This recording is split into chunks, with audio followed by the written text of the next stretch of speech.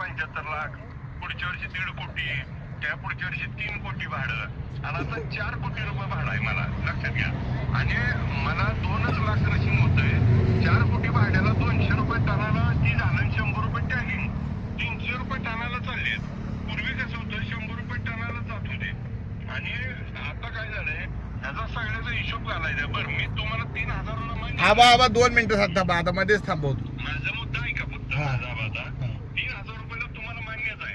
पण आता माझ्यावर काय व्हायला लागलंय, मला जे 2765 रुपये बँक देते मला, आणि 2765 रुपये बँकेतनं दिल्यावर मी 2800 रुपये समोर देतोय. आता तुम्ही म्हणता 2900 रुपये द्या.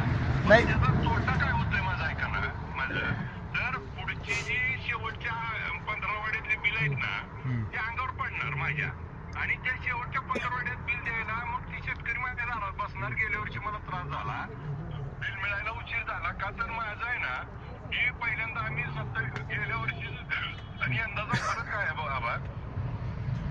गेल्या वर्षी 3800 रुपये MSP होती, 3800 रुपयानं बँकेनं पैसे देत होती. यंदा 3500 रुपये भाव केलाय, म्हणजे 300 रुपये भाव कमी केलाय. आणि तुम्हाला पण बँकेचं जर माझ्यापेक्षा वेगळं काय सांगायची गरज नाही. त्यांचा नियम काय आहे की डायरेक्ट आता शेतकऱ्याच्या खात्यावर 2765 रुपये देतात, आणि वरचे 35 रुपये मी देतोय. असं ते 2800 रुपये जमा होते. तुमचं म्हणणं जे आहे ना, 100 रुपये आता द्या आणि 100 रुपये दिवाळीला द्या. आबा आता 1 मिनिट, हे सगळं गणित मला माहिती आहे. आता 2 मिनिटं माझं ऐका. आता तुम्ही आतापर्यंत महाराष्ट्रातलं कारखाना चालवायला घेतलं, विकत घेतलं. या महाराष्ट्रातले एकटा पटके दीपक साळुंके आहे. तुम्हाला पदरचं छाप अजून कारखाना दिलाय. मी अंधारात काय व्यवहार केला नाही. सगळ्या आता 1 मिनिट, सगळ्या आतापर्यंत जे चेअरमननं चालवायला दिलं ना, सगळ्या राज्यातल्या दर महिन्याला हप्ता बांधून घेतलाय. ही फाकडा एकटा 10 वर्ष कारखाना जपला, स्वतःच्या लेकरासारखा. नट बोल्ट हलू दिलं नाही. माझ्यावर टीका झाल्या, मोडलीमला नेला, इकडे नेला. तुम्ही जेव्हा कारखाना बघितला तेव्हा तुम्ही मला सांगितले की आबा हाय असं सगळं असं आहे. आणि इथनंच दोघं आपण मुंबईला गेलो, दुसऱ्या दिवशी कारखाना पदरचं छाप अजून तुम्हाला जीव घालून कारखाना देणारा ही एकटा दीपक आबा या राज्यात. तुम्ही सगळे चेअरमन बघितलेले आहेत. आणि हे बघा, मी काय लय मोठं केलं असं नाही. मी चांगले जे पोटी जन्म घेतलेला माणूस आहे म्हणून मी चांगलं वागतोय. माझी तुम्हाला विनंती आहे की आपण कुठं प्रतिष्ठा न करता, मागच्या वेळेचे जर 100, 1 मिनिट, मागच्या वेळेचे 100 जर अगोदर आपण जमा केले असते ही चालू करायच्या आधी, तर आपल्याला या लोकांनी आपलं ऐकलं असतं. आता थोडीशी कसं होतंय, ही सगळी संघटनेची माणसं आहे ती, ही सगळी ऊस उत्पादक आहे ती. एक तर अगोदर बोलून गेले. आता तुम्ही मला सांगितले की एक पाळी बंद व्हायला लागली. का बंद व्हायला लागली, तरी 2800 रुपयानं आपली पाळी बंद व्हायला लागली. मी सगळा अंदाज घेतला. माझी तुम्हाला विनंती आहे की तुम्ही थोडासा विचार करा. तुम्ही अडचणीत आहात मला माहिती आहे, तोट्यात कारखाना चालू आहे हे पण मला माहिती आहे. पण शेवटी आपल्याला हे युनिट चालवायला तुम्ही एक कॉन्फिडन्स म्हणून घेतलाय. हे चालवल्यामुळं तुमच्या आयुष्यामध्ये फार मोठी कलाटणी मिळाली आहे.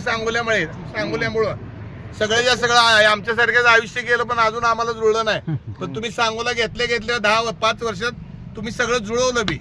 तुमचं कौशल्य बी आहे, तुमचं कौतुकच आहे. मी तुम्हाला तोंडावर नाही, विरोध केला तर तोंडावर तुमच्या मागे पण आज मी नाव घेतो. ही संघर्षात या माणसाने एवढं सगळं उभा केलंय. माझी विनंती आहे, या लोकांची बी मी यांना विनंती केली आहे. तर यांचं म्हणणं असं आहे की पहिले एक 100 आमचं जमा करा, आणि आता तुम्ही जे 200चं पत्र दिलंय ते पण 100 द्या, आणि पुढच्या ह्याला हे द्या. म्हणजे तुमचं उद्यापासून पाळी बंद सुद्धा होणार नाही. त्यामुळे काय होतंय, शेतकऱ्याचं बी नुकसान.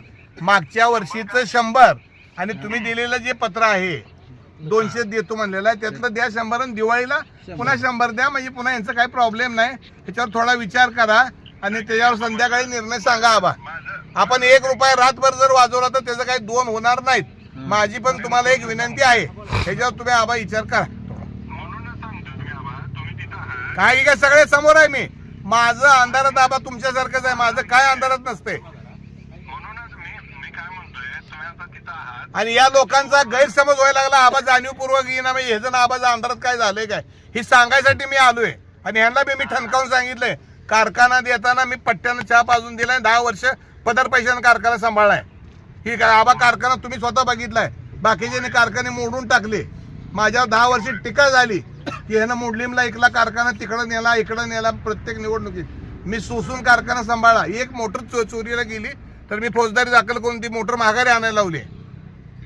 ही मी एवढं मोठं माझं त्याग बी आहे सांभाळण्यामागं, तर थोडासा सहानुभूतीपूर्वक तुम्हीच विचार करा आणि 4 वाजेपर्यंत काहीतरी निर्णय ह्याला मला सांगा. माझं म्हणणं काय आहे बाबा माहिती आहे का, तुम्ही आहात ऐका, तुम्ही आहात आहात तिथं, हाय समोरच आहे, सगळ्या समोरच आहे, मी स्पीकरवर टाकलाय फोन. तर तुम्ही काय करा माहिती आहे का, माझी अडचण समजून घ्या आणि एक काम करा.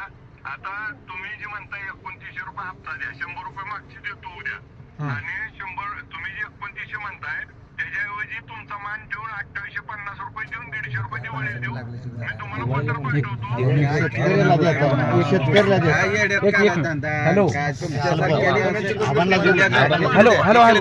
हॅलो अहो आबा, या सांगोला तालुक्याची ज्यानं कपाळाला माती लावली, होय त्या मातीचं सोनं झालंय, होय त्या माणसाचं सोनं झालंय. 50 साठी ह्या फक्त विचार करा आणि 50 साठीचा एवढा जीव धरू नका.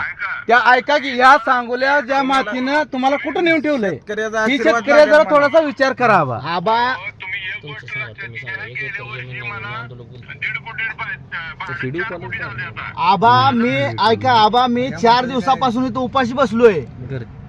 लेकर बाळ घरी रडतात आबा. 50 रुपयासाठी तुम्ही विचार करताय आबा. सांगतोय का, ऐका, 50 साठी विचार करू नका तुम्ही. आम्ही तुमच्या पुढे प्रस्ताव ठेवलाय 29 चा. साठी सांगतो ऐका, तुमच्या माहितीसाठी सांगतो.